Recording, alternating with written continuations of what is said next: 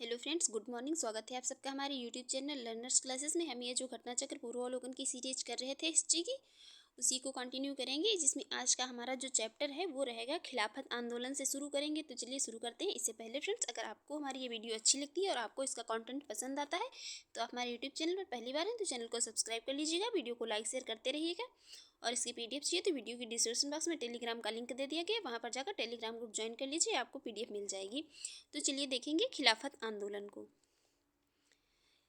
खिलाफत आंदोलन प्रारंभ करने के लिए एक ये खिलाफत कमेटी गठित की गई थी। खिलाफत आंदोलन जो है इसको प्रारंभ करने से पहले एक ये खिलाफत कमेटी गठित की गई थी, जिसमें शौकत अली, मोहम्मद अली और ये अबुल कलाम आज़ाद, हकीम ये अजमल खान, हसरत मोहानी तथा ये डॉक्टर अंसारी शामिल थे। इन सभी लोगों ने मिलकर के खिलाफत आंदोलन शुरू होने से पहले एक ये खिलाफत कमेटी का गठन किया।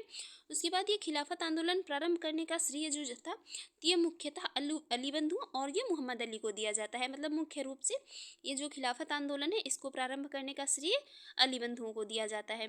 भारत के मुसलमान तुर्की के सुल्तान जो थे, भारत के मुसलमान तुर्की के ये सुल्तान को मतलब इस्लामी साम्राज्य का ये खलीफा मानते थे। और ये प्रथम विश्व युद्ध में तुर्की मित्र देशों के विरुद्ध जो है लड़ रहा था। और युद्ध के समय ब्रिटिश राजनीतिज्ञों ने क्या किया था, भारतीय मुसलमानों को वचन दिया था कि वे तुर्की साम्राज्य को किसी प्रकार जो है समाप्त नहीं होने देंगे। जो भी ये मतलब ब्रिटिश थे, उन्होंने भारतीय जो भी भारतीय मुसलमान थे तो उनको ये मतलब एक वचन दिया था अपना कि वो जो है मतलब जो तुर्की साम्राज्य है उसको बचाए रखने में उनकी मदद करेंगे, मतलब उसको किसी भी प्रकार से समाप्त नहीं होने देंगे। लेकिन हुआ यहाँ पर क्या है, ये युद्ध समाप्त होने के बाद ब्रिटिश सरकार जो है उसने तुर्की साम्राज्य का विघटन कर दिया। जब युद्ध समाप्त हो गया तो उसके बाद जो है ब्रिटिश गवर्नमेंट थी उसने तुर्की साम्राज्य का विघटन कर दिया। जो फिर उसमें क्या था, ये जो भारतीय मुसलमान थे तो भारतीय मुसलमानों के मन में जो है क्या हुआ, ब्रिटिश साम्राज्य से ये भारतीय मुसलमान जो थे तो ये ब्रिटिश साम्राज्य से नफरत करने लगे। उन्होंने तुर्की की ऑटोमन साम्राज्य की रक्षा और खलीफा को बनाए रखने के लिए जो है आंदोलन प्रारंभ कर दिए। जब मतलब इन्होंने ये तुर्की साम्राज्य का विघटन कर दिया ब्रिटिश गवर्नमेंट ने, तब इन्होंने क्या किया, मैं ये जो तुर्की की ऑटोमन साम्राज्य की रक्षा और खलीफा को बनाए रखने के लिए आंदोलन प्रारंभ किया। और तुर्की साम्राज्य के जो विभाजन के विरुद्ध ये शुरू हुए खिलाफत आंदोलन ने उस समय अधिक जोर पकड़ लिया जब इसमें गांधी जी सम्मिलित हो गए। ये तुर्की साम्राज्य के विभाजन के खिलाफ आंदोलन शुरू किया गया था, ये जो खिलाफत आंदोलन था। तो उस समय ये मतलब अत्यधिक और मतलब ज़्यादा आक्रोशित हो गया जब ये गांधी जी इसमें सम्मिलित हो गए। अंग्रेजों द्वारा तुर्की साम्राज्य का विभाजन करने के विरुद्ध ही खिलाफत आंदोलन को प्रारंभ किया गया था। इसको दिल्ली में 23 से लेकर 24 नवंबर के बीच में 1919 को जो ये मतलब होने वाली जो ये खिलाफत कमेटी के सम्मेलन में 24 नवंबर को ये महात्मा गांधी को इसकी अध्यक्षता जो है प्रदान की गई थी। 24 नवंबर को महात्मा गांधी को इसकी अध्यक्षता प्रदान की गई थी खिलाफत कमेटी की। दिसंबर 1919 में ये हुए भारतीय राष्ट्रीय कांग्रेस के अमृतसर अधिवेशन से जो है खिलाफत आंदोलन को और अधिक मतलब बढ़ावा मिल गया। जो 1919 में भारतीय राष्ट्रीय कांग्रेस का अमृतसर अधिवेशन हुआ था, इससे खिलाफत आंदोलन जो था इसको और बढ़ावा मिल गया। गांधी जी ने इसी हिंदू मुस्लिम एकता के एक स्वर्णिम अवसर के रूप में देखा। गांधी जी ने भी मतलब ये जो खिलाफत आंदोलन था तो इसको एक हिंदू मुस्लिम एकता के स्वर्णिम अवसर के रूप में देखा, जो कि मतलब आगे 100 वर्षों में भी नहीं प्राप्त हो सकता था। उन्होंने अंग्रेजों के विरुद्ध ये आंदोलन में भारतीय मुसलमानों का सहयोग प्राप्त करने के लिए खिलाफत आंदोलन का उन्होंने समर्थन किया। गांधी जी को भी मतलब गांधी जी का भी ये जो खिलाफत आंदोलन को समर्थन समर्थन मतलब करने का कारण था कि वो भी जो है मतलब क्या चाहते थे कि मुसलमानों का वो भारतीय मतलब मुसलमान जो थे तो उनका सहयोग प्राप्त करना चाहते थे, जो भी मतलब उनके अंग्रेजों के विरुद्ध आंदोलन थे उसमें। तो हकीम हकीम अजमल खान ने यहाँ पर खिलाफत आंदोलन के दौरान ये जो है हाजी कुल मुल्क की पदवी त्याग दी थी। और यह पदवी जो है ब्रिटिश सरकार के द्वारा उन्हें 1908 में प्रदान की गई थी। ये हाजी उल मुल्क की पदवी हकीम अजमल खान को प्रदान की गई थी ब्रिटिश गवर्नमेंट के द्वारा, तो उन्होंने इसे त्याग दिया, जो कि उन्हें ये 1908 में प्रारंभ ये प्रदान की गई थी।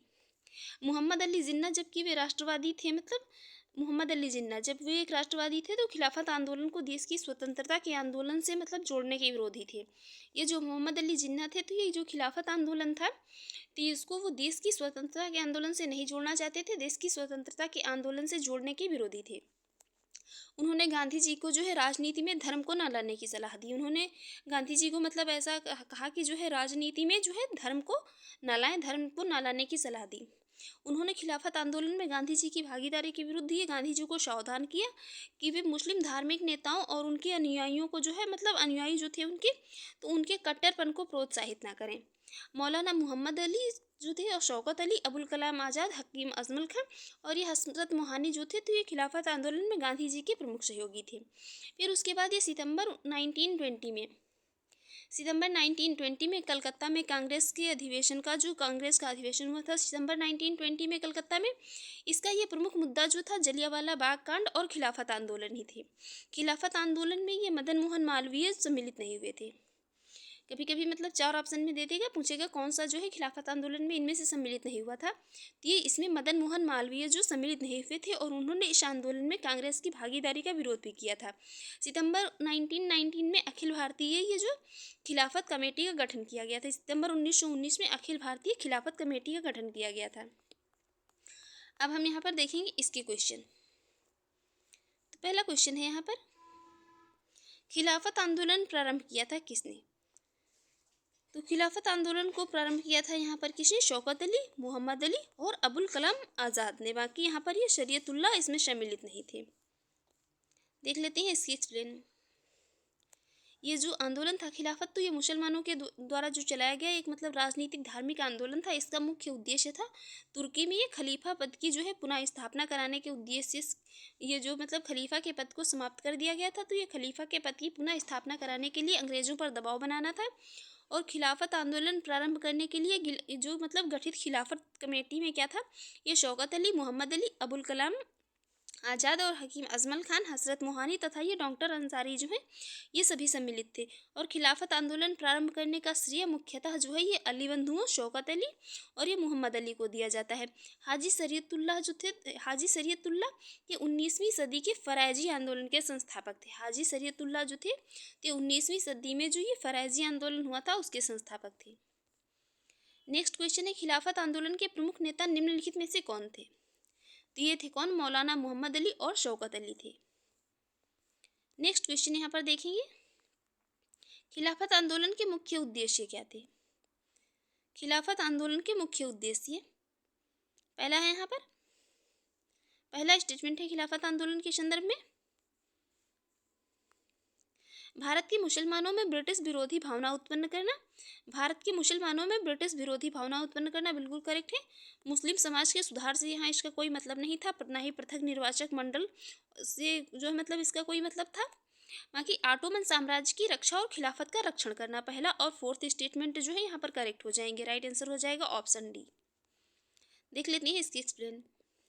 भारत के मुसलमान तुर्की के सुल्तान को इस्लामी साम्राज्य का खलीफा मानते थे और जब प्रथम विश्व युद्ध में तुर्की मित्र देशों के विरुद्ध लड़ रहा था, तो युद्ध के समय ब्रिटिश राजनीतिज्ञों ने भारतीय मुसलमानों को वचन दिया था कि वे जो तुर्की साम्राज्य है इसको किसी प्रकार समाप्त नहीं होने देंगे। लेकिन युद्ध समाप्त होते ही क्या हुआ कि ब्रिटिश सरकार ने जो है मतलब तुर्की साम्राज्य का विघटन कर दिया। तुर्की साम्राज्य का उसने विघटन कर दिया और भारतीय मुसलमान जो थे फिर ये ब्रिटिश साम्राज्य से नफरत करने लगे और तुर्की के ऑटोमन साम्राज्य की रक्षा और खलीफा के पद को बनाए रखने के लिए इन्होंने खिलाफत आंदोलन प्रारंभ कर दिया। और तुर्की साम्राज्य के विभाजन के विरुद्ध ये शुरू हुआ खिलाफत आंदोलन ने उस समय अधिक जोर पकड़ लिया जब इसमें गांधी जी सम्मिलित हो गए। देखेंगे नेक्स्ट क्वेश्चन। नेक्स्ट है, वर्ष 1919 में अखिल भारतीय खिलाफत सम्मेलन का अध्यक्ष किसे चुना गया था? ये चुना गया था किसको? महात्मा गांधी जी को। देख लेते हैं इसकी एक्सप्लेन। अंग्रेजों द्वारा तुर्की साम्राज्य का विभाजन करने के विरुद्ध ये खिलाफत आंदोलन प्रारंभ हुआ था और दिल्ली में 24 नवंबर 1919 को होने वाले ये खिलाफत कमेटी के सम्मेलन में 24 नवंबर को अध्यक्षता महात्मा गांधी को प्रदान की गई। दिसंबर 1919 में भारतीय राष्ट्रीय कांग्रेस के अमृतसर अधिवेशन से खिलाफत आंदोलन को और अधिक बढ़ावा मिल गया और गांधी जी ने इसे ये हिंदू मुस्लिम एकता के एक ऐसे स्वर्णिम अवसर के रूप में देखा जो आगे 100 वर्षों में भी नहीं प्राप्त हो सकता था। उन्होंने अंग्रेजों के विरुद्ध आंदोलन में भारतीय मुसलमानों का सहयोग प्राप्त करने के लिए जो है खिलाफत आंदोलन का समर्थन कर रहे थे। कौन? गांधी जी। नेक्स्ट है, महात्मा गांधी के खिलाफत आंदोलन का समर्थन क्यों किया था? महात्मा गांधी ने खिलाफत आंदोलन का समर्थन किया था क्योंकि वो जो है मतलब ये अंग्रेजों के खिलाफ जो भी उनके आंदोलन थे उसमें वो भारतीय मुसलमानों का सहयोग प्राप्त करना चाहते थे। नेक्स्ट है, खिलाफत आंदोलन को समर्थन दिया था, ये दिया था किसने? महात्मा गांधी जी ने दिया था। देखेंगे नेक्स्ट क्वेश्चन। नेक्स्ट है, किसने खिलाफत आंदोलन को हिंदुओं और मुसलमानों की एकता के एक ऐसे अवसर के रूप में देखा जो 100 वर्षों में भी प्रस्तुत नहीं होगा? ये देखा था महात्मा गांधी ने। नेक्स्ट है, निम्नलिखित में से किस एक ने खिलाफत आंदोलन के दौरान हाजी उल मुल्क की पदवी त्याग दी थी? तो ये पदवी दी गई थी ब्रिटिश गवर्नमेंट के द्वारा हकीम अजमल खां को। ये पदवी उन्हें जो है कब 1908 में प्रदान की गई थी ब्रिटिश गवर्नमेंट के द्वारा हकीम अजमल खां को। खिलाफत आंदोलन के दौरान उन्होंने ये त्याग दी थी। नेक्स्ट है, गांधी जी को किसने सावधान किया था कि मुस्लिम धार्मिक नेताओं और उनके अनुयायियों के कट्टरपन को प्रोत्साहित न करें? ये किया था मोहम्मद अली जिन्ना ने। मोहम्मद अली जिन्ना जब ये एक राष्ट्रवादी थे तो खिलाफत आंदोलन को वो देश की स्वतंत्रता के आंदोलन से जोड़ने के विरोधी थे। उनका मतलब ऐसा मानना था कि जो ये खिलाफत आंदोलन है, मतलब ये ऑटोमन साम्राज्य और खलीफा के पद की जो है मतलब रक्षा के लिए जो आंदोलन मुसलमानों के द्वारा किया जा रहा है ब्रिटिश गवर्नमेंट के खिलाफ, तो इसको जो है क्या मतलब ये भारत की स्वतंत्रता से जो मतलब जो है आंदोलन हो रहे हैं उनसे इसको ना जोड़ा जाए। जो भारत को स्वतंत्र कराने के लिए मतलब जो भी आंदोलन किए जा रहे हैं तो उससे इसको ना जोड़ा जाए, ऐसा मानना था मोहम्मद अली जिन्ना का। उन्होंने गांधी जी को राजनीति में धर्म न लाने की सलाह दी और उन्होंने खिलाफत आंदोलन में गांधी जी की भागीदारी के विरुद्ध गांधी जी को सावधान किया ताकि वे मुस्लिम धार्मिक नेताओं एवं उनके अनुयायियों के कट्टरपन को ये प्रोत्साहित ना करें। नेक्स्ट, निम्नलिखित में से किसने महात्मा गांधी की खिलाफत आंदोलन में भागीदारी की भर्त्सना की थी? तो ये की थी किसने? एम.एस. जिन्ना ने।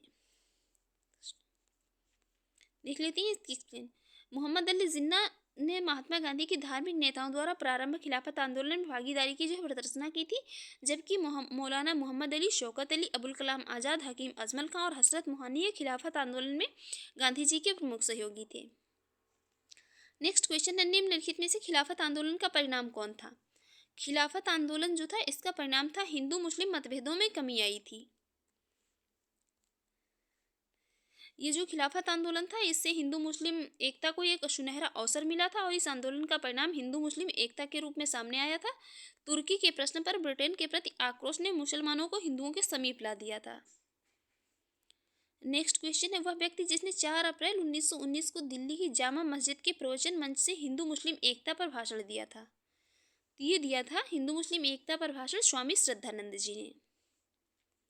4 अप्रैल 1919 को दिल्ली की जामा मस्जिद के प्रवचन से ये मतलब प्रवचन मंच से स्वामी श्रद्धानंद जी जो थे इन्होंने हिंदू मुस्लिम एकता पर लगभग कितने 30,000 मुस्लिमों के समक्ष ये भाषण दिया था। नेक्स्ट क्वेश्चन है यहाँ पर, कांग्रेस के खिलाफत आंदोलन का समर्थन किया गया था? कांग्रेस ने खिलाफत आंदोलन का जो है समर्थन किया था। खलीफा का पद जो ब्रिटिश गवर्नमेंट ने मतलब समाप्त कर दिया था उसकी पुनः स्थापना के लिए, और ये खलीफा को हटाने के लिए क्यों करेंगे? मुसलमानों की सहानुभूति प्राप्त करने के लिए। कांग्रेस में जिन्ना को हाशिए पर लाने के लिए नहीं किया गया था। बाकी यहाँ पर ये जो खलीफा का पद था उसको ब्रिटिश गवर्नमेंट के द्वारा समाप्त कर दिया गया था प्रथम विश्व युद्ध जब समाप्त हो गया उसके बाद। और ये यहाँ पर मुसलमानों की सहानुभूति प्राप्त करने के लिए जो है कांग्रेस ने खिलाफत आंदोलन का समर्थन किया था। देख लेते हैं नेक्स्ट क्वेश्चन, इसकी एक्सप्लेन देख लेते हैं। एक्सप्लेन में यहाँ पर कुछ खास नहीं है, बस जो है अभी देख चुके हैं वही यहाँ पर है। जो भी मतलब कुछ नया अगर एक्सप्लेन में होगा तो हम उसको एक्सप्लेन कर देंगे। देखते हैं नेक्स्ट निम्नलिखित में से किस भारतीय नेता ने खिलाफत आंदोलन का समर्थन नहीं किया था? खिलाफत आंदोलन का समर्थन नहीं किया था मदन मोहन मालवीय ने। देख लेते हैं इसकी एक्सप्लेन। सितंबर 1920 में कलकत्ता में एक कांग्रेस का अधिवेशन हुआ था जिसका प्रमुख जो ये मुद्दा था तो जलियांवाला बाग हत्याकांड और ये खिलाफत आंदोलन था। खिलाफत आंदोलन में मदन मोहन मालवीय सम्मिलित नहीं हुए थे तथा उन्होंने जो है इस आंदोलन में कांग्रेस की भागीदारी का भी विरोध किया था और सितंबर 1919 में ये अखिल भारतीय खिलाफत कमेटी का गठन किया गया था। देखेंगे नेक्स्ट क्वेश्चन। नेक्स्ट क्वेश्चन है यहाँ पर, वर्ष 1920 की खिलाफत कमेटी की सभा जिसने गांधी को असहयोग आंदोलन के नेतृत्व को संभालने का अनुरोध किया था वह किस शहर में हुई थी? ये हुई थी कहाँ पर? इलाहाबाद में, वर्तमान में प्रयागराज में। गांधी जी ने वर्ष 1920 में खिलाफत कमेटी को अंग्रेजी हुकूमत के खिलाफ असहयोग आंदोलन छेड़ने की सलाह दी थी, जो कि जून 1920 में खिलाफत कमेटी ने इलाहाबाद में इस सलाह को स्वीकार किया और गांधी जी के आंदोलन की अगुवाई करने का अधिकार सौंप दिया। और सितंबर 1920 में ही कलकत्ता के विशेष अधिवेशन में ये लाला लाजपत राय की अध्यक्षता में असहयोग आंदोलन के प्रस्ताव को इसको जो है ये स्वीकार कर लिया गया था। देखते हैं नेक्स्ट।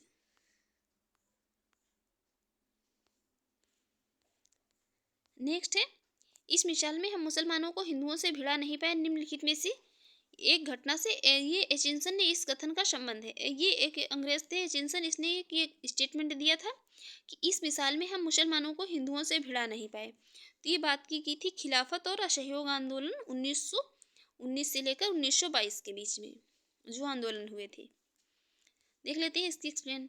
ये जिनसन ने एक ये मतलब टिप्पणी दी थी कि खिलाफत और असहयोग आंदोलन जो कि 1919 से लेकर 1922 के बीच में हुआ, इसमें तुर्की के प्रश्न पर ब्रिटेन के प्रति आक्रोश ने मुसलमानों को जो है हिंदुओं के समीप ला दिया। मोहम्मद अली ने यह घोषणा की थी कि वह मुसलमान पहले हैं और भारतीय बाद में हैं। नेक्स्ट है 1921 का मोपला आंदोलन की शाखा थी। 1921 में ये मोपला आंदोलन हुआ था, इसकी शाखा थी खिलाफत आंदोलन की। देख लेते हैं इसकी एक्सप्लेन। केरल प्रांत के मालाबार जिले की मोपला काश्तकारों के आंदोलन मुख्यतः जो है लगान एवं बेदखली को लेकर थे। जमींदार जब चाहते उन्हें भूमि से बेदखल कर देते थे और जब चाहते थे मनमाना लगान वसूल करने लगते थे। और दूसरी ओर वहां खिलाफत आंदोलन भी अपने जड़ें जमाता रहा। हालात ये हो गए कि खिलाफत आंदोलन एवं काश्तकारों की बैठक में फर्क करना मुश्किल हो गया। इस तरह दोनों आंदोलन एक दूसरे में जो है समा गए थे। अब यहाँ पर जो है नेक्स्ट वो देख लेंगे असहयोग आंदोलन। असहयोग आंदोलन ये सितंबर 1920 में कलकत्ता में संपन्न ये भारतीय राष्ट्रीय कांग्रेस का अधिवेशन हुआ था। इसमें महात्मा गांधी ने असहयोग के प्रस्ताव को ये प्रस्तावित किया था, जिसका CR दास ने विरोध किया था। फिर ये दिसंबर 1920 में नागपुर में जो ये कांग्रेस का वार्षिक अधिवेशन हो रहा था, उसमें असहयोग प्रस्ताव पर व्यापक चर्चा हुई और इसका अनुसमर्थन किया गया। फिर ये नागपुर अधिवेशन में असहयोग प्रस्ताव जो CR दास ने ही इसको प्रस्तावित किया था वहाँ पर नागपुर अधिवेशन में। गांधी जी के द्वारा असहयोग आंदोलन कब 1 अगस्त 1920 को प्रारंभ किया गया था। असहयोग आंदोलन जो था तो ये गांधी जी के द्वारा 1 अगस्त 1920 को इसको प्रारंभ कर दिया गया। पश्चिमी भारत, बंगाल और उत्तरी भारत में असहयोग आंदोलन को जो है इसको अभूतपूर्व सफलता मिली। असहयोग आंदोलन के दौरान ही मोतीलाल नेहरू, लाला लाजपत राय और ये सरदार वल्लभ भाई पटेल, जवाहरलाल नेहरू तथा राजेंद्र प्रसाद ये न्यायालय का बहिष्कार करके इस आंदोलन में कूद पड़े। आगे बात करेंगे यहाँ पर गांधी जी ने असहयोग आंदोलन शुरू होने के 1 वर्ष के भीतर स्वराज प्राप्त का नारा दिया। ये असहयोग आंदोलन शुरू हुआ था, उसके 1 वर्ष के भीतर ये स्वराज प्राप्त करने का नारा दिया गांधी जी ने। इसके साथ ही सरकारी उपाधि, स्कूल, न्यायालयों तथा विदेशी सामानों का जो है क्या किया गया, पूर्णतया बहिष्कार की योजना भी थी इसमें। और असहयोग आंदोलन की जो है अनेक सफलताएं हैं। इसी आंदोलन में क्या हुआ, पहली बार देश की जनता को इकट्ठा किया गया। इसी असहयोग आंदोलन में ही पहली बार देश की जनता को इकट्ठा किया गया। और ये भारतीय राष्ट्रीय कांग्रेस पर कोई यह आरोप नहीं लगा सकता था कि कुछ मुट्ठी भर लोगों का ये प्रतिनिधित्व करती है, क्योंकि पहले हम स्टेटमेंट पढ़ चुके हैं। ये पढ़ चुके हैं कि आप लोग कमेंट बॉक्स में बताइए कि ये किस जो है कौन सा अंग्रेज वायसराय या गवर्नर था जिसने ये कहा था कि ये जो है कांग्रेस कुछ मुट्ठी भर लोगों के ये कांग्रेस जो है कुछ मुट्ठी भर लोगों का प्रतिनिधित्व करती है। आगे बात करेंगे। इस आंदोलन की सबसे बड़ी विशेषता यह रही थी कि उसने जनता के आधुनिक राजनीति से जो है परिचित करवाया था उसने जनता को, और उनमें ये आज़ादी की भूख जगाई थी। मालाबार की घटनाओं के बावजूद जो है क्या हुआ था, इस आंदोलन में बड़े पैमाने पर मुसलमानों की भागीदारी और सांप्रदायिक जो ये एकता की क्या था, इसमें जो ये मुसलमानों की भागीदारी और सांप्रदायिक एकता भी इसमें जो है यहाँ पर इसमें ये कोई जो है छोटी उपलब्धि नहीं थी। और साथ ही इस आंदोलन से जो है जनता के मन में ब्रिटिश से सख्ती का भय भी हट गया था। था क्या, पहले यहाँ पर जो भी ब्रिटिश गवर्नमेंट थी तो उसका जो बहुत बड़ा भय था भारतीयों के मन में। इस आंदोलन से जो जनता के मन में जो ब्रिटिश का भय, शक्ति ब्रिटिश की बहुत शक्तिशाली है ऐसा भय था भारतीयों के मन में, तो वो भी यहाँ इस आंदोलन से जो है हट गया था। जिस समय जो है गांधी जी भारत आए थे 1915 में, उस समय क्या था, प्रथम विश्व युद्ध चल रहा था और उन्होंने सरकार के जो है ये युद्ध प्रयासों में मदद की थी, जिसके लिए सरकार ने उन्हें कैसर हिंद की जो से ये सम्मानित भी किया था। ये एक उनका सम्मान था कैसर हिंद, इससे गांधी जी को सम्मानित किया गया था। यहाँ पर ये एक बहुत बड़ा टॉपिक है अपने आप में, खुद ही इसको किसी नेक्स्ट वीडियो में जो है हम डिस्कस करेंगे। यहाँ पर ये था क्या, जब ये प्रथम विश्व युद्ध चल रहा था तो उसमें भारतीयों ने ब्रिटेन का सहयोग किया था, इसलिए ताकि जब ये युद्ध खत्म हो जाएगा, विश्व युद्ध जो है प्रथम ये समाप्त हो जाएगा, तो जो है ब्रिटिश गवर्नमेंट है वो ब्रिटेन का सहयोग कर रहे थे भारतीय, तो वो क्या करेंगे, वो उनके लिए जो है कोई उदारवादी मतलब कोई उदारवादी नीतियाँ उनके लिए अपनाएंगे, तो ऐसा सोचना था मतलब भारतीयों का, किंतु जो है उन्हें वहाँ पर हुआ ऐसा कि वहाँ पर उनके जो है मतलब जस्ट अपोजिट हो गया। उन्होंने जो है उन्हें कोई उदारवादी नीति जो है मतलब ना दे करके, बाकी वहाँ पर क्या किया, वहाँ पर वो जो विश्व युद्ध जो है ये समाप्त हो गया प्रथम। उसके बाद वहाँ पर उन्होंने एक, जिसको हमने कल पढ़ा था, रोलेट एक्ट जो है उसको पारित कर दिया। चल देखिए, लेकिन हम आते हैं अपने टॉपिक पर। जो है उन्हें गांधी जी को इन्होंने, ये ब्रिटिश गवर्नमेंट थी, इसने कौशरे हिंद के सम्मान से सम्मानित किया और जिसे उन्होंने जो है असहयोग आंदोलन में वापस कर दिया था। असहयोग आंदोलन में उन्होंने वापस कर दिया था। और जमनालाल बजाज जो थे, इनको भी ये राय बहादुर की उपाधि वापस मतलब प्रदान की गई थी ब्रिटिश के द्वारा ही। इन्होंने भी ये राय बहादुर की उपाधि जो है वापस कर दी। और बाल गंगाधर तिलक जो थे, इन्होंने असहयोग आंदोलन को अपना समर्थन दिया और इस आंदोलन के प्रथम दिन 1 अगस्त 1920 को ही उनकी मृत्यु हो गई थी। बाल गंगाधर, मोस्ट इम्पॉर्टेंट फैक्ट है ये कि बाल गंगाधर तिलक जो थे, उन्होंने असहयोग आंदोलन को समर्थन दिया था, किंतु क्या हुआ था, इस आंदोलन जब ये प्रारंभ हुआ तो उनके मतलब प्रथम दिन 1 अगस्त 1920 को ही उनकी मृत्यु हो गई। इसके कारण जो है वो इसके परिणाम नहीं देख सके थे। ये क्वेश्चन मतलब बहुत पूछा जाता है कि कौन सा मतलब असहयोग आंदोलन को उसने अपना समर्थन दिया था लेकिन उसके परिणाम नहीं देख सका था। तो ये थे कौन, बाल गंगाधर तिलक का नाम याद रखिए। चौरी चौरा कांड की वास्तविक तिथि 4 फरवरी 1922 है। ये 4 फरवरी 1922 को हुआ था चौरी चौरा कांड। और इस तिथि को जो है ये संयुक्त प्रांत के गोरखपुर जिले में चौरी चौरा नामक स्थान पर किसानों के एक जुलूस पर गोली चलाए जाने के कारण क्या था, ये क्रुद्ध जो मतलब भीड़ थी उसने थाने में आग लगा दी थी, जिससे वहां पर ये 30 सिपाहियों की मृत्यु हो गई थी। और यही घटना इतिहास में चौरी चौरा ये कांड के नाम से प्रसिद्ध है। और चौरी चौरा कांड से ही क्षुब्ध होकर के महात्मा गांधी जो थे, उन्होंने ये अपना असहयोग आंदोलन उसको वापस ले लिया था।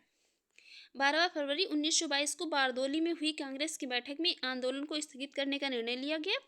और इस घटना के समय गांधी जी गुजरात के बारदोली में सामूहिक सत्याग्रह द्वारा ये सविनय अवज्ञा आंदोलन प्रारंभ करने की जो है तैयारी कर रहे थे। लेकिन होता वहाँ पर क्या है, इस जो पहले ही ये चौरी चौरा की घटना हो जाती है और असहयोग आंदोलन जो है मतलब गांधी जी को वापस लेना पड़ता है। गांधी जी तो वहाँ तैयारी कर रहे होते हैं सविनय अवज्ञा आंदोलन प्रारंभ करने की, किंतु वहाँ पर घटना घट जाती है और यह असहयोग आंदोलन भी उनको वापस लेना पड़ता है। आगे बात करेंगे। 24 फरवरी 1922 को आयोजित ही अखिल भारतीय कांग्रेस समिति की दिल्ली में बैठक हुई, जिसमें जो है ऐसी सभी गतिविधियों पर रोक जो है लगा दी गई जिसमें कानून का उल्लंघन होता हो। और इस अधिवेशन में असहयोग आंदोलन वापस लेने के कारण क्या था, डॉक्टर मुंजे के द्वारा गांधी जी के खिलाफ जो है इसमें एक इनका मतलब मानना था कि कहना था कि जो ये असहयोग आंदोलन है इसको जो है वापस ना लिया जाए। तो इन्हों जब गांधी जी ने ये सहयोग आंदोलन वापस ले लिया तो ये डॉक्टर मुंजे के द्वारा क्या किया गया, गांधी जी के खिलाफ एक निंदा प्रस्ताव लाया गया। और रविंद्रनाथ टैगोर आंदोलन एवं ये विरोध प्रदर्शन के विपरीत रचनात्मक कार्य को विशेष महत्व प्रदान करते थे, जिसके कारण उन्होंने जो है ये विदेशी वस्त्रों की होली जलाने के विपरीत गांधी जी को रचनात्मक कार्यक्रम अपनाने की बात अपने पत्र में कही थी। असहयोग आंदोलन के दौरान रविंद्रनाथ टैगोर ने विदेशी वस्त्रों को जलाए जाने को जो है अविवेकी या निष्ठुर बर्बादी कहा था। जो मतलब ये असहयोग आंदोलन के दौरान क्या हुआ था, ये जो भी मतलब विदेशी या मतलब जो भी ब्रिटिश के द्वारा जो भी मतलब आई भारत में लाई गई वस्तुएं थी, तो उनको उनकी जो है होली जलाने की बात मतलब यहाँ पर की गई थी कि इनकी जो है विदेशी वस्तुओं की होली जलाई जाए। तो रविंद्रनाथ टैगोर जी जो थे, इन्होंने ये विदेशी वस्त्रों को जलाए जाने को जो है अविवेकी या निष्ठुर बर्बादी कहा था। असहयोग आंदोलन 1920 से लेकर 1922 के दौरान ये काशी विद्यापीठ बनारस में वर्ष 1921 में ये असहयोग आंदोलन जो था 1920 मतलब 22 के दौरान जो हुआ था, तो ये काशी विद्यापीठ बनारस में 1921 में और गुजरात विद्यापीठ ये अहमदाबाद में वर्ष 1920 में तथा ये जामिया मिलिया इस्लामिया अलीगढ़ में 1920 में, जो कि बाद में दिल्ली ले जाया गया, स्थापित हुआ था। और मदन मोहन मालवीय जो जी थे, इन्होंने वर्ष 1916 में बनारस हिंदू विश्वविद्यालय की स्थापना की थी और वर्ष 1919 से लेकर के 1939 तक वो इसके कुलपति भी रहे थे। कौन, मदन मोहन मालवीय जी। अब हम देखेंगे यहाँ पर क्वेश्चन। पहला क्वेश्चन है, निम्नलिखित में से किसने 1920 के नागपुर के भारतीय राष्ट्रीय कांग्रेस के अधिवेशन में असहयोग के प्रस्ताव को प्रस्तावित किया था? तो ये किया था किसने? CR दास ने। किसने? CR दास ने। देख लेते हैं इसकी एक्सप्लेन। सितंबर 1920 में कलकत्ता में संपन्न भारतीय राष्ट्रीय कांग्रेस के विशेष अधिवेशन में महात्मा गांधी ने असहयोग के प्रस्ताव को प्रस्तावित किया था, जिसका CR दास ने विरोध किया था। और फिर दिसंबर 1920 में नागपुर में संपन्न कांग्रेस के वार्षिक अधिवेशन में असहयोग प्रस्ताव पर व्यापक चर्चा हुई। इसका अनुसमर्थन किया गया। नागपुर अधिवेशन में असहयोग प्रस्ताव CR दास ने ही जो है ये प्रस्तावित किया था। नेक्स्ट क्वेश्चन है, भारतीय राष्ट्रीय कांग्रेस ने पहला असहयोग आंदोलन किस वर्ष में शुरू किया था? ये शुरू किया गया था कब? 1920 में। कब शुरू किया गया था? 1920 में। देखेंगे नेक्स्ट है, भारतीय राष्ट्रीय कांग्रेस ने असहयोग आंदोलन किस वर्ष प्रारंभ किया था? तो ये कब किया था? 1920 में प्रारंभ किया गया था असहयोग आंदोलन। नेक्स्ट है, महात्मा गांधी द्वारा चलाया गया प्रथम जन आंदोलन कौन था?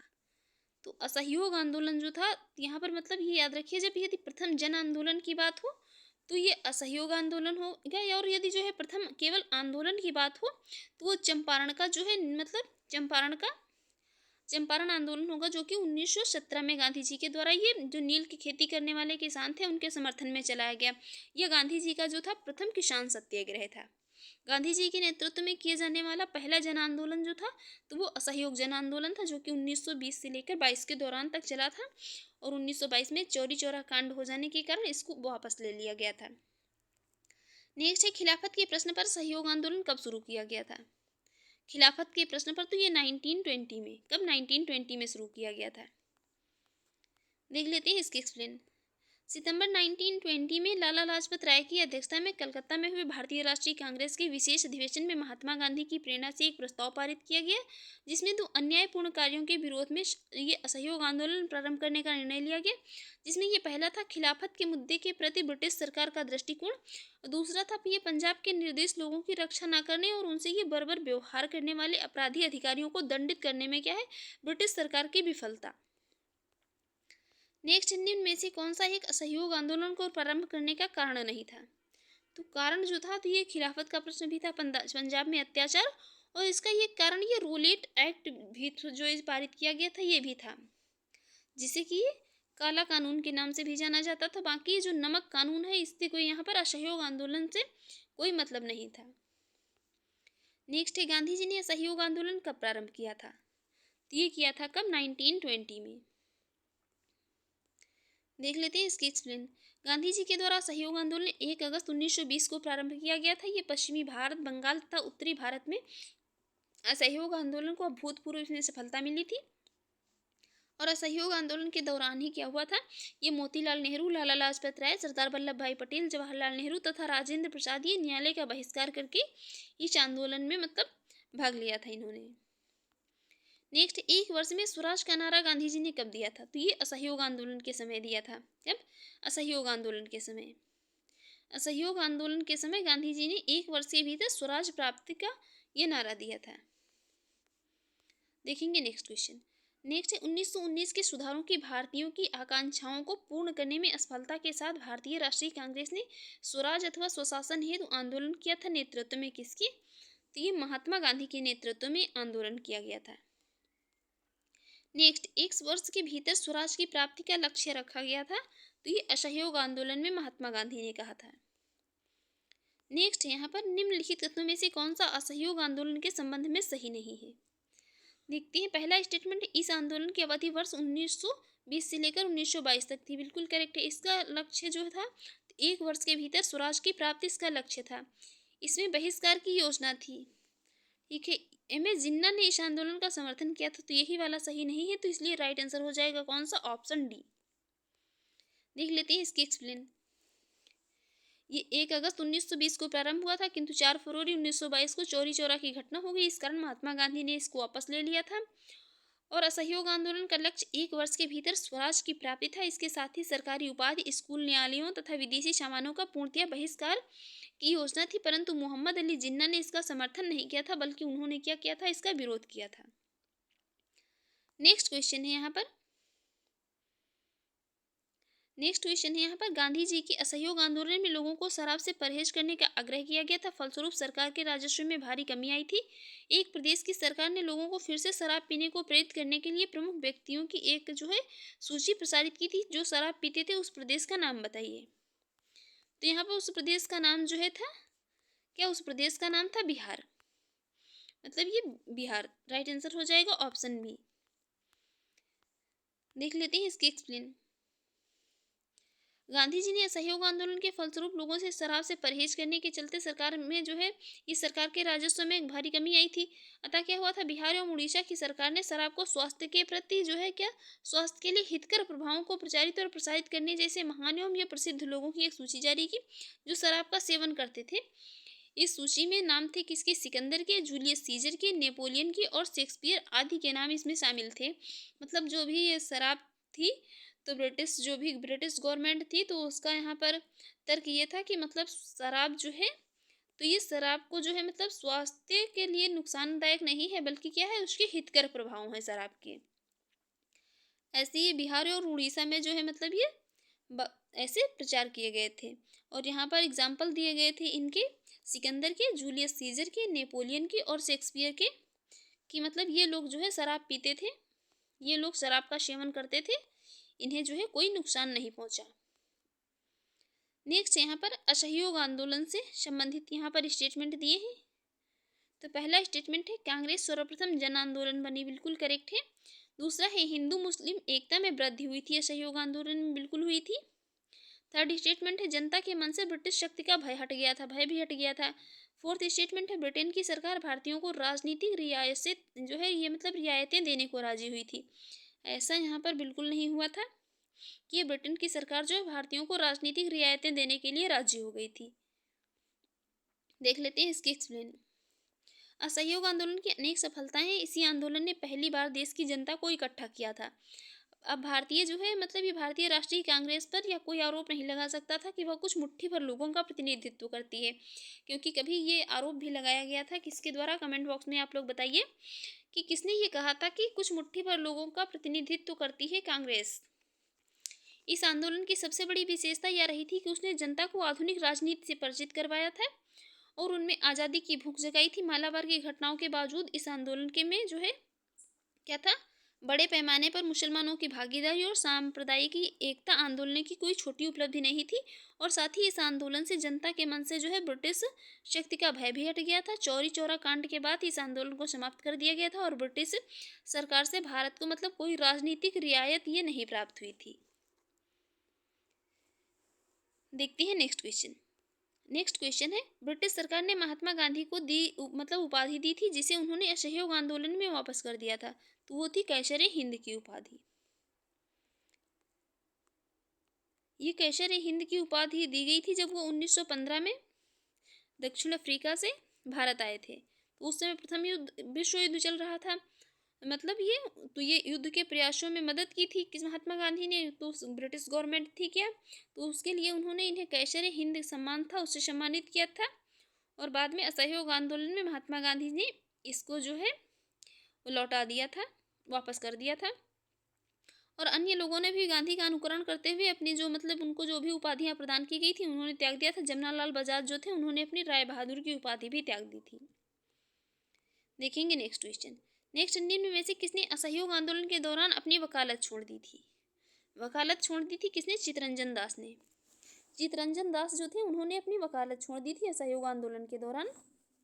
और इसमें सम्मिलित थे सी आर दास, मोतीलाल नेहरू, राजेंद्र प्रसाद, जवाहरलाल नेहरू, विट्ठल भाई पटेल एवं वल्लभ भाई पटेल। ये सभी ने अपनी वकालत छोड़ दी थी किसने? कब? असहयोग आंदोलन के दौरान। असहयोग आंदोलन के दौरान वकालत छोड़ दी थी किसने? सी आर दास ने, मोतीलाल नेहरू ने, राजेंद्र प्रसाद, जवाहरलाल नेहरू, ये विट्ठल भाई पटेल और वल्लभ भाई पटेल, इन सब ने अपनी वकालत छोड़ दी थी। तो एक बार इनके नाम जो है मतलब रिवाइज कर लीजिए, माइंड में रखिए, तो ये रहेगा कि अगर पूछा जाएगा इस प्रकार से क्वेश्चन तो वहाँ पर आंसर हम कर पाएंगे। नेक्स्ट, निम्नलिखित में से किसने असहयोग आंदोलन को समर्थन दिया परंतु इसके परिणाम नहीं देख सके थे? तो वो थे कौन? बाल गंगाधर तिलक। ये असहयोग आंदोलन प्रारंभ हुआ था 1920 से लेकर 22 के बीच में। बाल गंगाधर तिलक ने असहयोग आंदोलन को समर्थन दिया था परंतु इस आंदोलन के प्रथम दिन 1 अगस्त 1920 को ही उनकी मृत्यु हो गई थी, इस कारण वे इसके परिणाम नहीं देख सके थे। नेक्स्ट है किस क्षेत्र में राहुल सांकृत्यायन 1920 की असहयोग आंदोलन से सक्रिय थे? बात हो रही है राहुल सांकृत्यायन की। ये सक्रिय थे कहाँ से? छपरा बिहार से। इनका जन्म हुआ था कहाँ पर?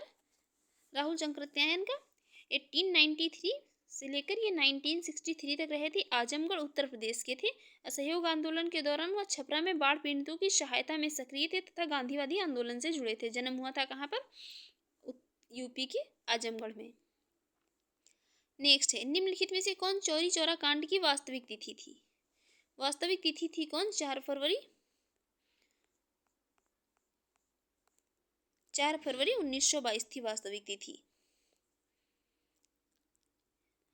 ये चौरी चौरा कांड जो है, तो ये मतलब ये संयुक्त प्रांत के गोरखपुर जिले में चौरी चौरा नामक स्थान पर किसानों के एक जुलूस पर गोली चलाई जा मतलब ये क्या हुआ था पहले? ये ब्रिटिश मतलब जो भी सिपाही थे उनके द्वारा ये किसानों का एक जुलूस था, उस पर गोली चलाई गई और उसके कारण क्या हुआ, फिर भीड़ भीड़ मतलब आक्रोशित हो गई और उसने थाने में आग लगा दी, जिसमें 23 सिपाहियों की मृत्यु हो गई और यही घटना इतिहास में चौरी चौरा कांड के नाम से प्रसिद्ध हो गई। नेक्स्ट है, फरवरी 1922 में पुलिस चौकी में आग लगाने की घटना से संबंधित चौरी चौरा किस राज्य में है? तो चौरी चौरा कहाँ पर है? उत्तर प्रदेश में है। नेक्स्ट, चौरी चौरा किस जनपद में है? ये गोरखपुर जनपद में है, जहाँ से आते हैं हमारे माननीय मुख्यमंत्री। कौन? नाम हम नहीं बताएंगे, नाम आप लोग बताइए। देखते हैं नेक्स्ट क्वेश्चन। नेक्स्ट क्वेश्चन है, किस घटना के कारण गांधी जी ने असहयोग आंदोलन वापस लिया था? ये लिया था किसके? चौरी चौरा कांड के कारण। ये 4 फरवरी को जब ये चौरी चौरा 1922 को चौरी चौरा कांड हो गया, तो इससे महात्मा गांधी क्षुब्ध हो गए और उन्होंने अपना ये असहयोग आंदोलन वापस ले लिया था। और 12 फरवरी 1922 को बारदोली में हुई कांग्रेस की बैठक में आंदोलन को स्थगित करने का निर्णय लिया गया। और आंदोलन समाप्त करने के अपने निर्णय के बारे में गांधी जी ने यंग इंडिया में लिखा था कि आंदोलन हिंसक होने से बचाने के लिए मैं हर एक यंत्रणा मतलब पूर्ण बहिष्कार, यहाँ तक कि मैं मौत भी सहने को तैयार हूँ, क्योंकि गांधी जो थे तो वो मतलब हिंसा के विरोध में रहते थे। गांधी जी मतलब अहिंसा और सत्यवादी थे, इसलिए उन्होंने मतलब आंदोलन हिंसक ना होने पाए, इससे जो है उन्होंने इस कारण से वापस ले लिया था। नेक्स्ट है, महात्मा गांधी ने असहयोग आंदोलन स्थगित कर दिया था क्योंकि चौरी चौरा में क्या था? हिंसा भड़क उठी थी। चौरी चौरा में हिंसा भड़क उठी थी इस कारण। नेक्स्ट है, यहाँ पर महात्मा गांधी ने 1922 में असहयोग आंदोलन क्यों वापस ले लिया था? कारण था कि चौरी चौरा कांड हो गया था और आंदोलन हिंसक न होने पाए, इस कारण। नेक्स्ट, निम्नलिखित में से किस प्रमुख कारण से महात्मा गांधी ने 1922 में असहयोग आंदोलन को वापस ले लिया था? तो ये चौरी चौरा में हुई घटना के कारण। नेक्स्ट है, फरवरी 2021 में प्रधानमंत्री जी के द्वारा किस शताब्दी समारोह की शुरुआत की गई थी? तो ये किसकी शुरुआत की गई थी? 2021 में प्रधानमंत्री जी के द्वारा भी एक मतलब ये शताब्दी समारोह की शुरुआत की गई है, तो चौरी चौरा शताब्दी समारोह की। 4 फरवरी 2021 को प्रधानमंत्री नरेंद्र मोदी जी ने चौरी चौरा शताब्दी समारोह का आरंभ किया है। देखेंगे नेक्स्ट क्वेश्चन। नेक्स्ट क्वेश्चन, किस घटना के बाद महात्मा गांधी ने असहयोग आंदोलन को अपनी हिमालय जैसी भूल बताई थी? किस घटना के बाद? देख लेते हैं यहाँ पर एक्सप्लेन में। जलियांवाला बाग हत्याकांड जो है, मतलब यहाँ पर ऑप्शन में दिया नहीं है, तो ये जलियांवाला हत्याकांड जो था, जलियांवाला हत्याकांड के बाद महात्मा गांधी ने 14 अप्रैल को नाडियाड में मार्शल लॉ के दौरान सत्याग्रह को अपनी हिमालय जैसी भूल स्वीकार किया था। नेक्स्ट है, चौरी चौरा की घटना के समय महात्मा गांधी कहाँ थे? महात्मा गांधी यहाँ पर बारदौली में थे और ये सत्याग्रह आंदोलन की जो है, ये सविनय अवज्ञा आंदोलन की क्या है, मतलब सत्याग्रह बोल दिया, सविनय अवज्ञा आंदोलन प्रारंभ करने की तैयारी कर रहे थे। चौरी चौरा की घटना के समय गांधी जी गुजरात के बारदोली में सामूहिक सत्याग्रह द्वारा जो है ये सविनय अवज्ञा आंदोलन प्रारंभ करने की तैयारी कर रहे थे। नेक्स्ट, असहयोग आंदोलन 1920 में प्रारंभ हुआ था, बताइए यह कब तक समाप्त हुआ था? समाप्त हुआ था 1922 तक। नेक्स्ट है, दिल्ली में 24 फरवरी 1922 को आयोजित अखिल भारतीय कांग्रेस समिति की बैठक में असहयोग आंदोलन वापस लेने के लिए गांधी जी के विरुद्ध निंदा प्रस्ताव किसने प्रस्तुत किया था? ये किया था किसने? डॉक्टर मुंजे ने। देख लेते हैं इसके एक्सप्लेन। ये असहयोग आंदोलन 1 अगस्त 1920 को प्रारंभ होता है और ये 4 फरवरी 1922 को चौरी चौरा कांड के कारण इसको वापस ले लिया जाता है। और इसी परिप्रेक्ष्य में 24 फरवरी 1922 को आयोजित अखिल भारतीय कांग्रेस समिति की बैठक दिल्ली में होती है, जिसमें एक ऐसी मतलब जिसमें सभी मतलब ऐसी ये सभी जो गतिविधियों पर रोक लगा दी गई थी जिनसे कानून का उल्लंघन होता हो। और इसी अधिवेशन में क्या असहयोग आंदोलन वापस लेने के कारण डॉक्टर मुंजे के द्वारा गांधी जी के खिलाफ निंदा प्रस्ताव लाया गया था। देखेंगे नेक्स्ट क्वेश्चन है यहाँ पर असहयोग आंदोलन के स्थगन संबंधी घटनाओं का सही यहाँ पर क्रम बताना है।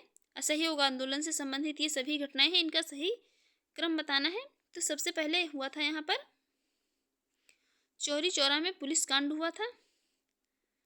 चौरी चौरा में ये जो मतलब पुलिस ने क्या किया था, ये किसानों का जुलूस था, उस पर गोली चला दी। फिर उसके बाद क्या हुआ था, उग्र भीड़ थी, उसने पुलिस थाने को जला दिया। फिर उसके बाद जो है गांधी जी ने अपना आंदोलन स्थगित कर दिया, असहयोग आंदोलन, और फिर उसके बाद गांधी जी को गिरफ्तार कर लिया गया था। देख लेते हैं इसकी एक्सप्लेन। ये 4 फरवरी 1922 को चौरी चौरा में घटना हो जाती है और ये उसके बाद जो है ये असहयोग आंदोलन वापस ले लिया जाता है। ये उसके बाद ये क्या होता है, खिलाफत का एक जुलूस निकाला जाता है। कुछ पुलिस वालों ने उनके साथ दुर्व्यवहार किया और ये जुलूस में शामिल एक जत्थे ने पुलिस पर हमला बोल दिया, जिसमें पुलिस ने मतलब गोली चलाई और भीड़ जो है उत्तेजित हो गई और पुलिस पर हमला कर दिया। सिपाही भागकर थाने में घुस जाते हैं तो भीड़ क्या करती है, थाने में भी आग लगा देती है। और यह घटना की खबर मिलते ही गांधी जी आंदोलन वापस ले लेती हैं। 12 फरवरी 1922 को असहयोग आंदोलन समाप्त हो गया था। आंदोलन की समाप्ति के बाद गांधी जी की स्थिति थोड़ी कमजोर हो गई थी और इस स्थिति का फायदा उठाकर सरकार उन्हें क्या जो ब्रिटिश मतलब गवर्नमेंट थी उसने क्या किया, 10 मार्च 1922 को उन्हें गिरफ्तार करके 6 वर्ष की सजा दे दी गांधी जी को। नेक्स्ट क्वेश्चन, असहयोग आंदोलन के दौरान बिहार में कृषकों का नेतृत्व किसने किया था? ये किया था किसने? स्वामी विद्यानंद ने। किसने किया था? स्वामी विद्यानंद ने। देख लेते हैं इसकी एक्सप्लेन। स्वामी विद्यानंद बिहार के किसान नेता थे और असहयोग आंदोलन के दौरान बिहार में भी कृषकों का नेतृत्व स्वामी विद्यानंद ने किया था। और विशेषकर उत्तर बिहार में कई जिलों में, खासकर जो कि मतलब ये राज दरभंगा के इलाकों में, स्वामी विद्यानंद रैयतों को अपने अधिकार के बारे में सचेत कर रहे थे। नेक्स्ट क्वेश्चन है, बिहार के किस वकील ने असहयोग आंदोलन के समय अपनी लाभप्रद जो वकालत छोड़ दी थी? तो ये किसने? राजेंद्र प्रसाद ने, जो भी ऑप्शन में नाम दिए हैं राजेंद्र प्रसाद ने।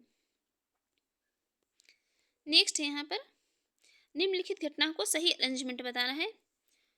तो सबसे पहले ही हुआ था यहाँ पर क्या, चौरी चौरा कांड, उसके बाद हुआ था बारदोली प्रस्ताव, फिर उसके बाद हुआ था असहयोग आंदोलन को स्थगित किया गया था।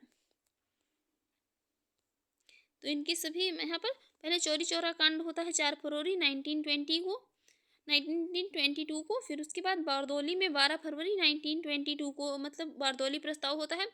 और फिर असहयोग आंदोलन 1922 को बारदोली में कांग्रेस की बैठक हुई, जिसमें असहयोग आंदोलन को समाप्त करने का निर्णय ले लिया गया और आंदोलन जो है समाप्त हो जाता है। नेक्स्ट यहाँ पर है 1930 से लेकर 28 के काल में भारतीय राजनीति में क्रांतिकारी गतिविधियों की पुनरावृत्ति का कारण था। पुनरावृत्ति का कारण जो यहाँ पर था वो था जो ये गांधी जी के असहयोग आंदोलन का स्थगन। गांधी जी ने जो अपना ये असहयोग आंदोलन स्थगित कर दिया था। देख लेते हैं इसकी एक्सप्लेन।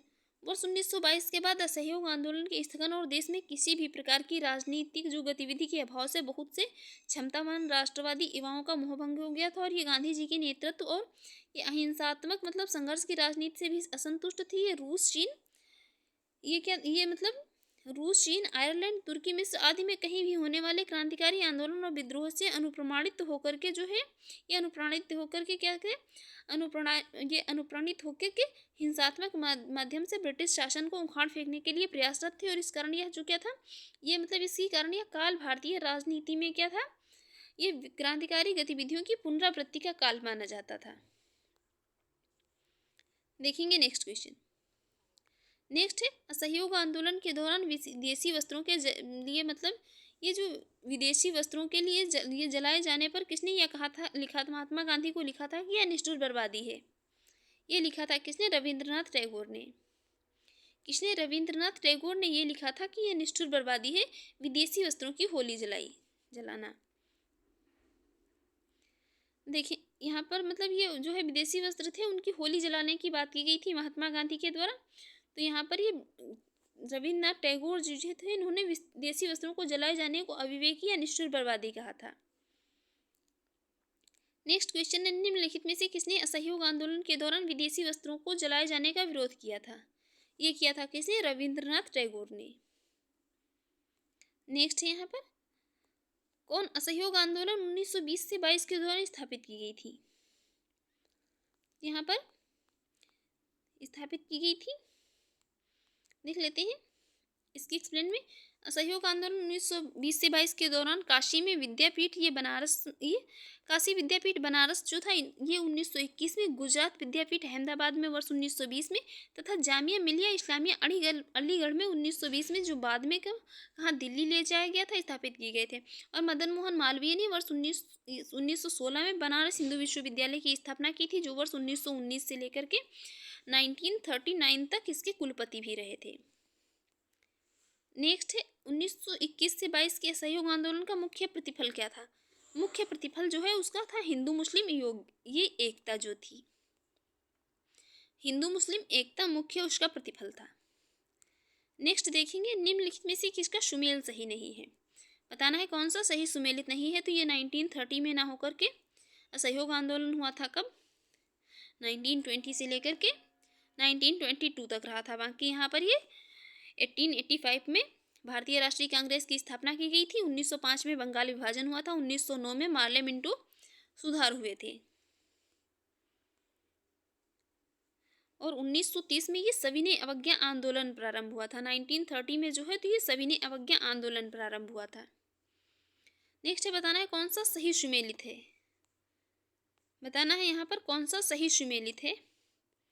यहाँ पर सही सुमेलित है, ये 1931 को राजगुरु को फांसी दी गई थी। बाकी ये आंदोलन प्रारंभ हुआ था कब? 1920 से लेकर के 1922 के बीच तक चले थे। देख लेते हैं सबकी एग्जैक्ट डेट। यहाँ पर दिसंबर 1929 में अखिल ये भारतीय राष्ट्रीय कांग्रेस का लाहौर में अधिवेशन हुआ था और 23 मार्च 1931 को भगत सिंह, सुखदेव और राजगुरु इन तीनों लोगों को फांसी दी गई थी। 1 अगस्त 1920 को ये असहयोग आंदोलन का आरंभ हुआ था और अप्रैल 1919 में रोलेट सत्याग्रह हुआ था। देखेंगे नेक्स्ट क्वेश्चन। नेक्स्ट क्वेश्चन है यहाँ पर, नेक्स्ट क्वेश्चन है, कथन कह रहा है महात्मा गांधी द्वारा 1922 में असहयोग आंदोलन स्थगित कर दिया गया था। बिल्कुल करेक्ट है। दूसरा है, इस स्थगन का जो है मतलब CR दास और मोतीलाल नेहरू ने विरोध किया था। क्या है यहाँ पर? इस स्थगन का जो है CR दास और मोतीलाल नेहरू ने विरोध किया था। बिल्कुल करेक्ट है यहाँ पर, लेकिन ये इसकी सही एक्सप्लेन नहीं करता है। देखते हैं इसकी एक्सप्लेन। महात्मा गांधी द्वारा 1922 में असहयोग आंदोलन स्थगित करने का कारण जो है चौरी चौरा की हिंसक घटना थी। साथ ही CR दास और मोतीलाल नेहरू द्वारा असहयोग आंदोलन के स्थगन का कड़ा विरोध किया गया था। देखेंगे नेक्स्ट क्वेश्चन। नेक्स्ट, असहयोग आंदोलन के दौरान किसने पटना कॉलेज छोड़ा जबकि उसकी परीक्षा में केवल 20 दिन ही शेष बचे थे? वो थे कौन? जयप्रकाश नारायण। देख लेते हैं इसके एक्सप्लेन। बिहार के सारण के सिताब दियारा में जन्मे स्वतंत्रता सेनानी थे जयप्रकाश नारायण। इन्होंने असहयोग आंदोलन के दौरान पटना कॉलेज छोड़ा था जबकि उनकी परीक्षा में केवल कितने 20 डेज ही बचे थे। इसके पश्चात उन्होंने कांग्रेस द्वारा संचालित बिहार विद्यापीठ में प्रवेश लिया था। नेक्स्ट क्वेश्चन, निम्नलिखित में से किसने असहयोग आंदोलन विरोधी सभा की स्थापना की थी? ये की थी, देखते हैं किसने। ये पुरुषोत्तम दास, ठाकुर दास, जमुना दास, द्वारकादास, काउसजी जहांगीर, P. सेठना और शीतलवाड़ आदि बम्बई के उद्योगपति वर्ग के लोगों ने मिलकर के 1920 में असहयोग आंदोलन विरोधी सभा की स्थापना की थी। और जो ये छत्तीसगढ़ मतलब लोक सेवा आयोग है, इसने ऑप्शन ए को करेक्ट आंसर माना है यहाँ पर। अब एक छोटा सा टॉपिक ये भी है, स्वराज पार्टी का गठन। इसको देख लेते हैं क्योंकि इन सभी टॉपिक से मतलब जो है एक एक क्वेश्चन देखने को मिल जाते हैं हर एग्जाम में, जो भी UPPCS का या UPSC का हो या RO का जो भी एग्ज़ाम हो।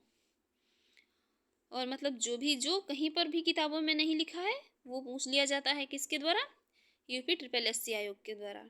तो ये बात याद रखना है, जो कहीं पर किताबों में नहीं लिखा है वो पूछ लिया जाता है किसके द्वारा, यूपी ट्रिपल एससी आयोग के द्वारा। नेक्स्ट है यहाँ पर टॉपिक वो स्वराज पार्टी का गठन कब हुआ था, 1923 में। वर्ष 1919 के ये भारतीय शासन अधिनियम के द्वारा स्थापित ये केंद्रीय तथा प्रांतीय विधानमंडलों का कांग्रेस ने गांधी जी के निर्देशानुसार बहिष्कार किया था और वर्ष 1920 के चुनाव में भाग नहीं लिया था। उसके बाद ये असहयोग आंदोलन की समाप्ति और गांधी जी की गिरफ्तारी के बाद देश के वातावरण में एक अजीब निराशा का माहौल बन जाता है और ऐसी स्थिति में मोतीलाल नेहरू तथा CR दास ने एक नई विचारधारा को जन्म दिया। मोतीलाल नेहरू तथा CR दास ने कांग्रेस को ये विधानमंडलों के भीतर प्रवेश कर अंदर से ये लड़ाई लड़ने का विचार प्रस्तुत किया और वर्ष 1923 के चुनावों के माध्यम से विधानमंडल में पहुंचने की योजना बनाई। किंतु वर्ष 1922 में कांग्रेस के ये गया अधिवेशन में 1922 में कांग्रेस का गया में अधिवेशन हुआ था। गया अधिवेशन में बहुमत के साथ इस योजना का स्वीकार कर दिया गया और यहाँ पर ये CR दास इस दौरान भी कांग्रेस के अध्यक्ष थे, जो कि CR दास थे। इन्होंने कांग्रेस की अध्यक्षता से क्या किया, त्यागपत्र दे दिया। फिर जनवरी 1923 में जो मोतीलाल नेहरू ने के साथ मिलकर के CR दास ने स्वराज पार्टी की स्थापना की और इस पार्टी का मुख्य उद्देश्य जो था तो चुनावों के माध्यम से काउंसिलों में प्रवेश कर तथा उन्हें काम न करने देकर वर्ष 1919 के भारत शासन अधिनियम का उच्छेदन करना था। इसका मुख्य उद्देश्य यही था। CR दास जो थे ये CR दास ये स्वराज पार्टी के अध्यक्ष थे और मोतीलाल नेहरू इसके महासचिव थे। श्रीनिवास आयंगर ये मद्रास प्रांत स्वराज पार्टी के संस्थापक थे तथा NC केलकर ये स्वराज दल के अन्य प्रमुख नेता थे। वर्ष 1925 में विट्ठल भाई पटेल का सेंट्रल लेजिस्लेटिव असेंबली, जो कि केंद्रीय ये विधानसभा असेंबली का, इनको अध्यक्ष चुना जाता है और ये जो है स्वराजियों की एक महत्वपूर्ण उपलब्धि थी। ये चितरंजन दास को देशबंधु के नाम से जाना जाता है। देशबंधु का तात्पर्य होता है यहाँ पर जो ये देशबंधु का तात्पर्य है तो ये है द फ्रेंड ऑफ ये नेशन। चितरंजन दास जो थे तो ये इंग्लैंड से वकालत की पढ़ाई करने के बाद के जो है स्वदेश आकर बैरिस्टर हो गए थे तथा वकील के रूप में इनकी ये सबसे बड़ी सफलता थी। अलीपुर बम कांड जो हुआ था, इस केस में अरविंद घोष का बचाव करना था। इन्होंने जो ये वकालत की थी इन्होंने, तो इसमें ये सबसे बड़ी सफलता यही थी कि अलीपुर बम कांड जो हुआ था इस केस में अरविंद घोष को बचा लिया था इन्होंने। ये सबसे बड़ी सफलता थी इनकी। इन्होंने कहा था कि स्वराज आम जनता के लिए होना चाहिए, केवल वर्गों के लिए नहीं। इन्होंने कहा था कि स्वराज आम जनता के लिए होना चाहिए, न केवल वर्गों के लिए। 16 दिसंबर 1922 को इंडिपेंडेंट पार्टी बनाने का निर्णय किसने, मदन मोहन मालवीय तथा मोतीलाल नेहरू ने लिया था और मदन मोहन मालवीय हिंदू सभा के संस्थापक सदस्य थे। अब हम देखेंगे क्वेश्चन को। क्वेश्चन है यहाँ पर, पहला क्वेश्चन है, भारत में स्वराज पार्टी की स्थापना निम्नलिखित में से किन कारणों से हुई थी। तो पहला था गांधी जी के द्वारा असहयोग आंदोलन वापस लेना, बिल्कुल करेक्ट है, गांधी जी के द्वारा जो असहयोग आंदोलन वापस ले लिया गया था। दूसरा था काउंसिलों में प्रवेश कर तथा उन्हें काम न करने देकर 1919 के भारत शासन अधिनियम का उच्छेदन करना, बिल्कुल दूसरा भी जो स्टेटमेंट है करेक्ट है। तीसरा है ब्रिटिश सरकार द्वारा दमन, ये स्टेटमेंट इनकरेक्ट हो जाएगा। फोर्थ है भारतीयों द्वारा इस आशय की अनुभूति कि उन्हें प्रशासन का अनुभव प्राप्त करना चाहिए। थर्ड और फोर्थ स्टेटमेंट करेक्ट है, पहला और दूसरा हो जाएगा करेक्ट, राइट आंसर हो जाएगा ऑप्शन बी।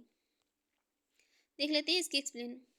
वर्ष 1919 के भारतीय शासन अधिनियम के द्वारा स्थापित केंद्रीय तथा प्रांतीय विधानमंडलों का कांग्रेस ने गांधी जी के निर्देशानुसार बहिष्कार किया और 1920 के चुनावों में भाग नहीं लिया। असहयोग आंदोलन की समाप्ति और गांधी जी की गिरफ्तारी के बाद देश के वातावरण में एक अजीब निराशा का माहौल बन गया और ऐसी स्थिति में मोतीलाल नेहरू तथा CR दास ने एक नई विचारधारा को जन्म दिया। इसके बाद ये मोतीलाल नेहरू तथा CR दास ने कांग्रेस को विधानमंडलों के भीतर प्रवेश कर अंदर से लड़ाई लड़ने का विचार प्रस्तुत किया और वर्ष 1923 के चुनावों के माध्यम से विधानमंडल में पहुंचने की योजना बनाई।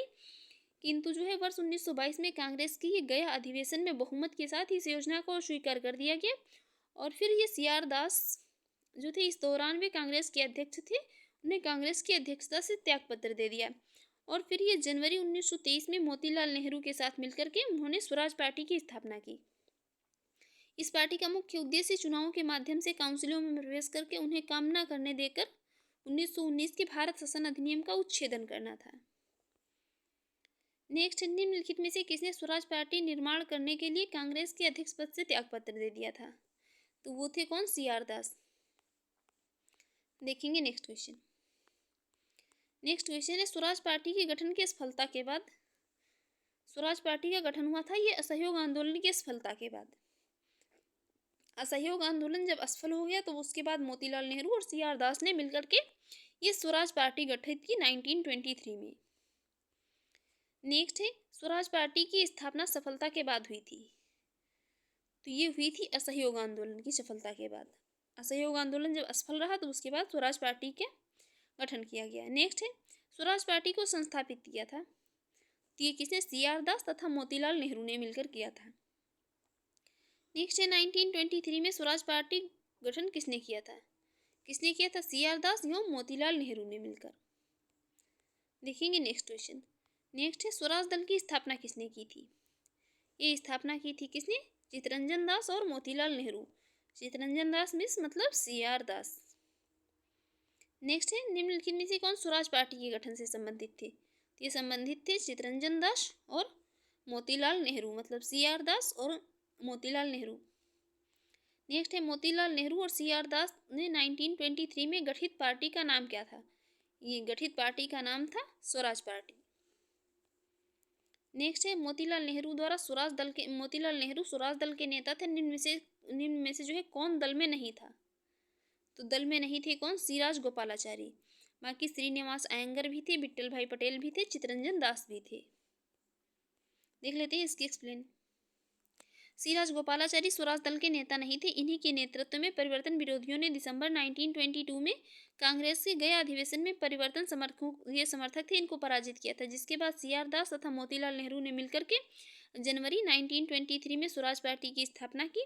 और ये श्रीनिवास अयंगर जो कि मद्रास प्रांत पार्टी के संस्थापक थे तथा NC केलकर ये स्वराज दल के अन्य प्रमुख नेता थे। 1925 में विट्ठल भाई पटेल का सेंट्रल लेजिस्लेटिव असेंबली में मतलब के द्वारा इसको ये सेंट्रल लेजिस्लेटिव असेंबली में अध्यक्ष चुना गया और ये स्वराजियों की एक महत्वपूर्ण उपलब्धि थी। देखते हैं नेक्स्ट क्वेश्चन।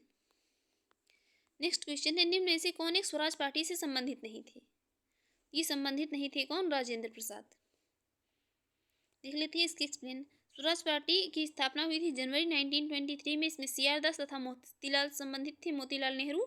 NC केलकर भी स्वराज पार्टी से संबंधित थे। डॉक्टर राजेंद्र प्रसाद गांधी के समर्थक थे, वह स्वराज पार्टी के समर्थक नहीं थे। नेक्स्ट है बिहार में स्वराज दल का गठन किसने किया था, तो बिहार में स्वराज दल का गठन किया था किसने, ये श्री कृष्ण सिंह ने। देख लेते हैं इसकी एक्सप्लेन। असहयोग आंदोलन की असफलता के बाद स्वराज पार्टी कांग्रेस मतलब एक खिलाफत स्वराज पार्टी का गठन 19 जनवरी 1923 में CR दास और मोतीलाल नेहरू ने किया था। CR दास इसके अध्यक्ष तथा मोतीलाल नेहरू सचिव थे। बिहार में स्वराज दल की शाखा का गठन हुआ था जिसमें के नेता थे कौन, श्री कृष्ण सिंह को बनाया गया था। नेक्स्ट है यहाँ पर निम्नलिखित घटनाओं का यहाँ पर सही अरेंजमेंट बताना है। तो हम इनका सही अरेंजमेंट तभी बता सकते हैं जब हमें एग्जैक्ट डेट याद हो। तो सबसे पहले होता है लखनऊ समझौता 1916 में, ठीक है। उसके बाद होता है जलियांवाला बाग हत्याकांड 1919 में, ठीक है। उसके बाद होता है क्या, बाल गंगाधर तिलक की मृत्यु हो जाती है। और उसके बाद ये 1923 में स्वराज दल की स्थापना होती है। तो इनकी सबकी एग्जैक्ट डेट देख लेते हैं। लखनऊ 1916 में लखनऊ समझौता, 1919 में जलियांवाला बाग हत्याकांड, बाल गंगाधर तिलक की मृत्यु होती है 1920 में और स्वराज दल की स्थापना होती है कब, 1923 में। नेक्स्ट है स्वतंत्रता पूर्व भारत में निम्नलिखित में से किसने केंद्रीय विधानसभा में स्वराज दल का समर्थन किया था, ये किया था किसने, M.A. जिन्ना ने। किसने, M.A. जिन्ना ने किया था। देख लेते हैं इसकी एक्सप्लेन। नवंबर 1923 में विधान परिषदों के चुनाव हुए थे जिसमें सेंट्रल लेजिस्लेटिव असेंबली की 101 निर्वाचित सीटों पे से कितने जो है ये 42 पर स्वराज पार्टी की जीत हुई थी। मध्य प्रांत में इन्हें स्पष्ट बहुमत मिला था। बंगाल में यह सबसे बड़े दल के रूप में उभरी और बम्बई तथा संयुक्त प्रांत में भी इससे अच्छी सफलता मिली थी। मद्रास और पंजाब में ये जातिवाद और सांप्रदायिकता की लहर के कारण इसे खास सफलता नहीं मिली। सेंट्रल लेजिस्लेटिव असेंबली में स्वराजियों ने एक साझा राजनीतिक मोर्चा बनाया। इसमें जिन्ना के नेतृत्व में जो है उनके समर्थक उदारवादी व व्यक्तिवादी रूप से कुछ विधायक जैसे कि मतलब ये मदन मोहन मालवीय आदि भी इसमें शामिल रहे थे। नेक्स्ट है निम्नलिखित में से कौन देशबंधु के नाम से प्रसिद्ध था। देशबंधु चित्तरंजन दास, CR दास मतलब द फ्रेंड ऑफ नेशन।